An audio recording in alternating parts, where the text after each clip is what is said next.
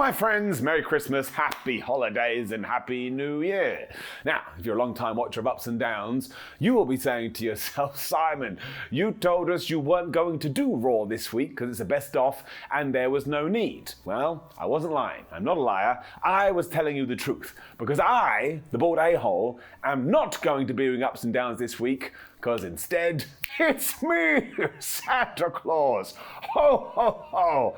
I'm going to be doing Ups and Downs because when I have finished delivering all my presents, I really like to watch wrestling. So hello, I am Santa. Let's up those downs.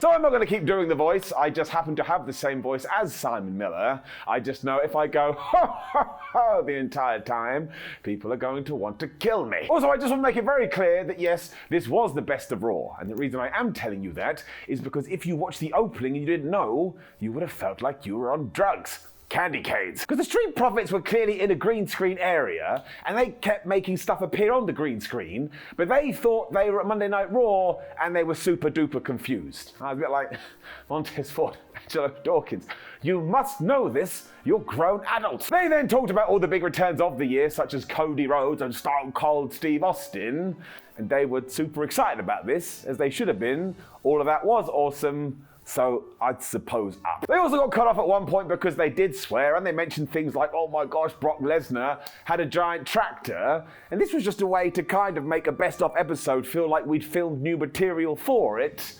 Otherwise, it was absolutely pointless. But look, the most important thing about all of this is the reason WWE did it is so production staff could have a week off. That's very nice. Makes me feel all warm and fuzzy in my tum-tum, which is why I ain't gonna complain. Also, why would I complain? Ho, ho, ho! I'm Santa Claus.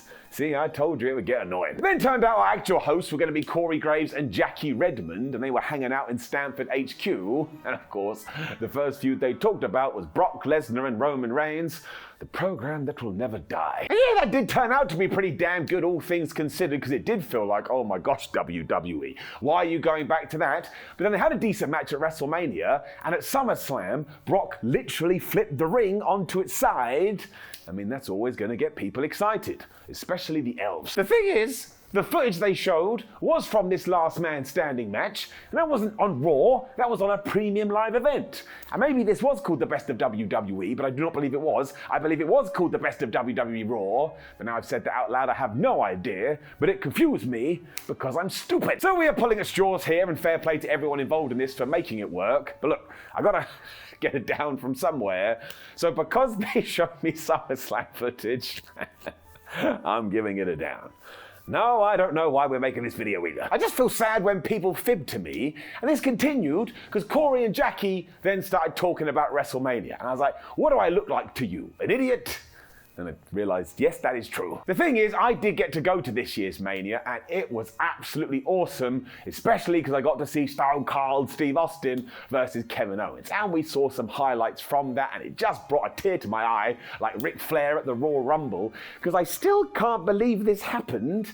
I mean, it was totally surreal and basically like a dream. We also focused on the Sami Zayn Jackass match, which was an absolute masterpiece, when we actually had a new clip from Sam, who was all like, well, WWE management told me they were never going to show that clip again, but it's okay, because I think I had a fabulous 2022, and so did the Bloodline.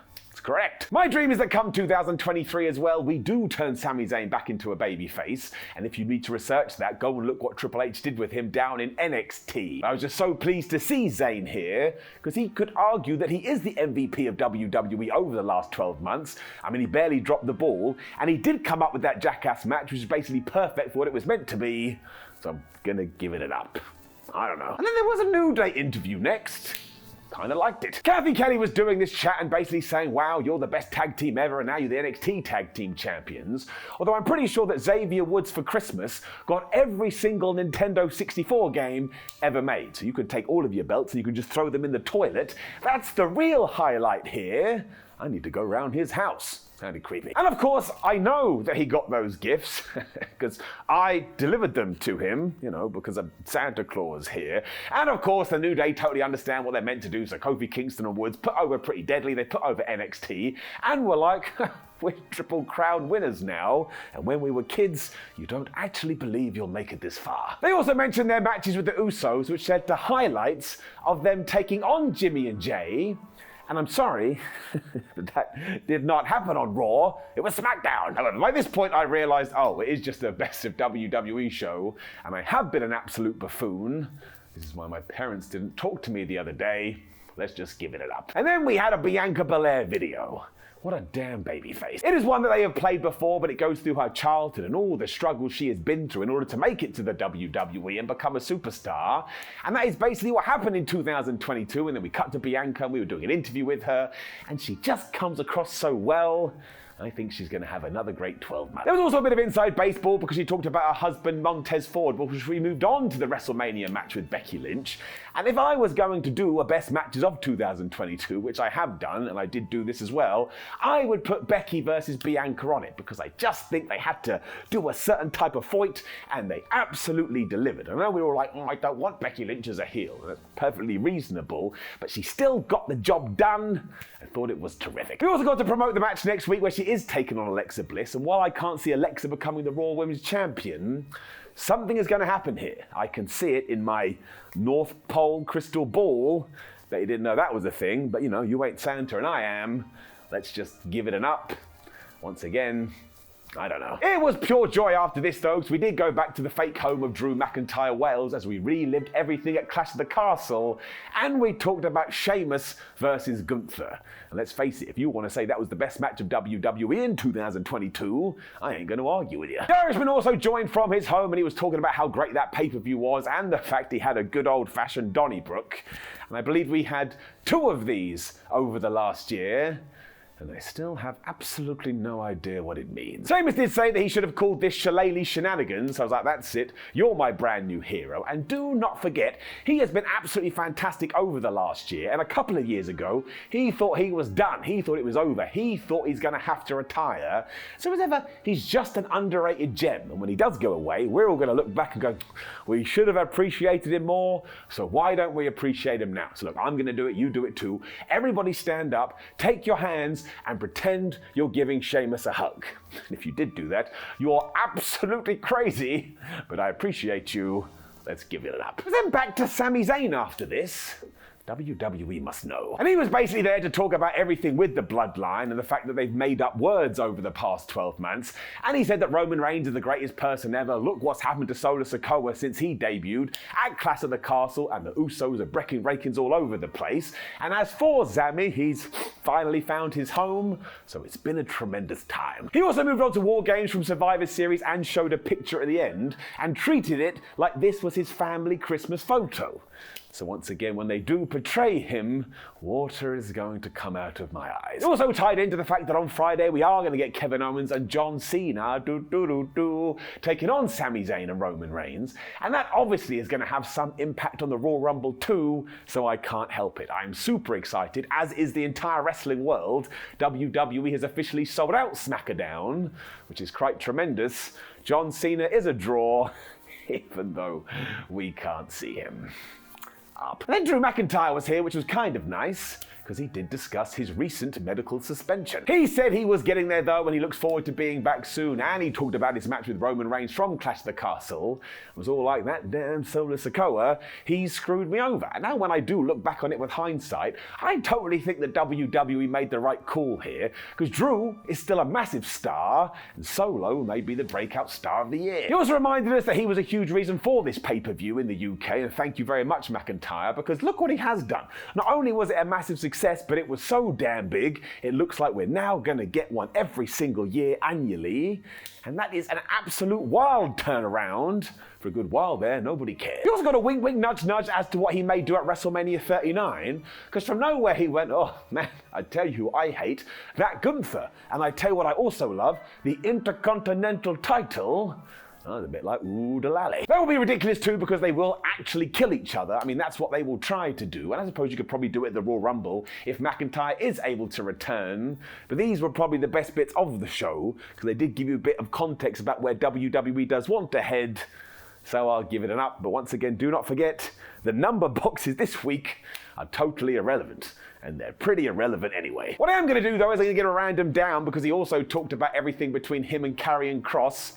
That program just ended. I mean, even when they went through it here, I was a bit like, yeah, it just stopped. What the flub happened?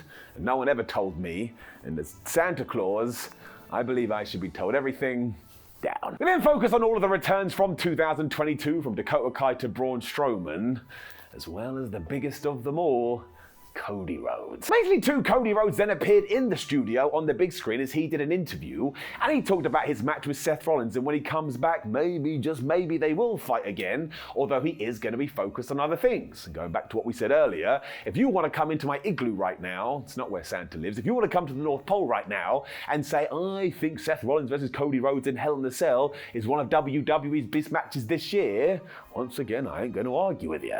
Santa doesn't argue, not even with Mrs. Claus. He also strongly hinted that when he does return, his plan is to become WWE champion, although he was far more cryptic than that. And there are some rumors out there that before we get to WrestleMania, the Universal title and the WWE title are going to be split up. Now, I don't believe these, but I do think he should come back as a surprise at the Royal Rumble. I do think he should win that thing, and then whatever we do at the granddaddy of them all should have Cody becoming the champion. That's right, I said it. And just because that return moment was so damn good and I got to experience it live, giving it up. Liv Morgan joined in all of this next. I'm going to give her an instant down because WWE did not do right by her after she had that Ronda Rousey feud, or during that feud. We could have done so much better. However, she is very good at coming across like a babyface and talked about the fact that when she won the Money in the Bank title briefcase thingamajig, that was the best night of her career, and she beat Ronda twice, and even though she's not the champion right now, her goal for 2023 is to hurt her opponents however she can. So there's a cool idea, especially because it's open to interpretation. As we've said a lot on this show, as long as you do have an idea for someone after the fact, then all of this is okay. And I think there is a huge upside when it comes to Liv Morgan. Therefore, I'm giving it up. Video for Judgment Day after this, and they absolutely deserve all the praise, because what a turnaround they had when we also started to talk about the US Championship and that revival, as well as what a fantastic year Bob Lashley has had. I mean, you could argue this was one of his best yet because he has come of age, and there was some hinting here with Adam Pearce, where he was like, well, I don't know when Lashley is going to return to Raw, but we're strongly discussing it. And I tell you this, World Wrestling Entertainment, if this isn't a tease about the Hurt Business coming back together, then you're gonna ruin my Christmas. And you don't want to do that. But I am going to give it up to Bobby Lashley just because whether he's a good guy, whether he's a bad guy, finally we just figured it out. Somebody looked at him and went, well, he's a big old lad. Why don't we just let him run through people? And surprise, surprise, it worked every single time. Also, if you do reunite the Hurt Business, look at all the feuds you can do. You can do the Brawling Brutes, you could do the Usos, you could do the Bloodline. There'll be a bunch of other people I'm not even thinking about right now. You could even introduce trios titles. And even though everyone will go, oh, they're just copying AEW, why would you care? It would be a really good idea. And if you are interested how much WWE loves Logan Paul, it was him that closed out the show. Because it was all about his match from Crown Jewel when he took on Roman Reigns. And look, I do totally get this. Nobody should have been this good in their third match, and yet somehow Logan was able to do it.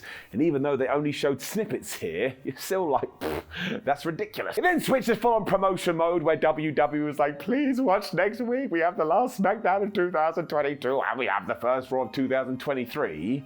And we already know that people are going to do this because it is Royal Rumble season. Royal Rumble season leads to WrestleMania season.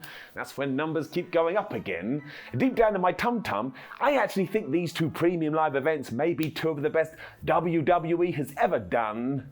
There's just something in the air. It smells like carrots. So I'm just going to give it an up for no reason. And when it comes to the show as a whole, there is nothing I can do. I don't really know why we decided to review this, but look, if you like to keep up to date with every single wrestling show, then that's my job, and it's a pleasure to do it. Also, I have no issue with WWE doing this whatsoever. We literally had 51 episodes of Raw. I actually could have taken a week off, but I suppose this will do. So as an overall, I am giving it nothing. Now please do leave a comment below and let me know what you thought about that Raw. I mean, if you hated it, you have real issues and you just need to calm down. Also, like the video, share the video and subscribe. Make sure you come follow us on WhatCulture WWE and Cyber316 over on social media. We have WhatCulture.com where we should keep telling you about all the wrestling news. And of course, there's loads of other videos, some with a holiday twist. Watch them for me, Santa. My name is Simon Miller, Santa Claus. Thanks very much for tuning in. Simon will be back next week when normal service will resume. Also, that's SmackDown in a few days. That's going to be fire. He will see you then.